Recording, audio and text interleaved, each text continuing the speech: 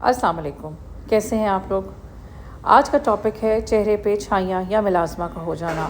चेहरे पे छाइयाँ या मिलाज़मा कभी कभार देखने में इतना बुरी नहीं लग रही होती हैं, लेकिन हमें साइकोलॉजिकली बहुत ज़्यादा अपसेट कर देती हैं। हमें लोगों को फेस करना मुश्किल हो जाता है, लोगों से बात करना मुश्किल हो जाता है। लेकिन इसकी ट्रीटमेंट जो है वो एक मुश्किल ट्रीटमेंट है जो कि एक लंबा टाइम मांगती है।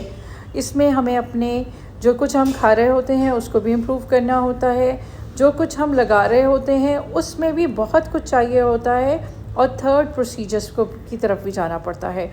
हम जो क्रीम इसमें बहुत ज़्यादा यूज़ करते हैं, जो वर्ल्ड वाइड बहुत ज़्यादा प्रिस्क्राइब की जाती है, वो है हाइड्रोक्विनोन।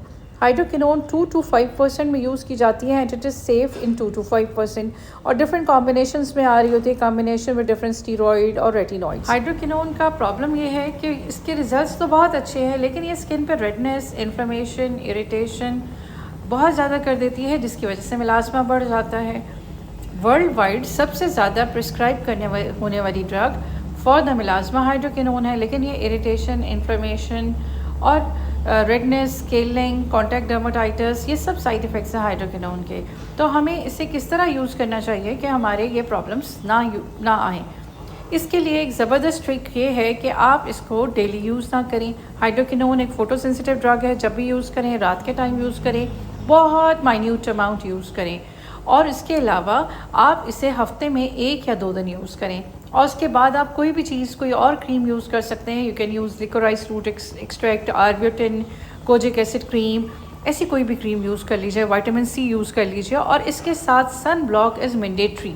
आपने धूप में जाने से पहले अच्छा वाला सन ब्लॉक ज़रूर स्किन पे लगा लेना है। और अगर आप कोई फ़िज़िकल बैरियर यूज़ कर सकती हैं जहाँ सन का एक्सपोजर ज़्यादा है, तो उसे भी आप ज़रूर इस्तेमाल करें।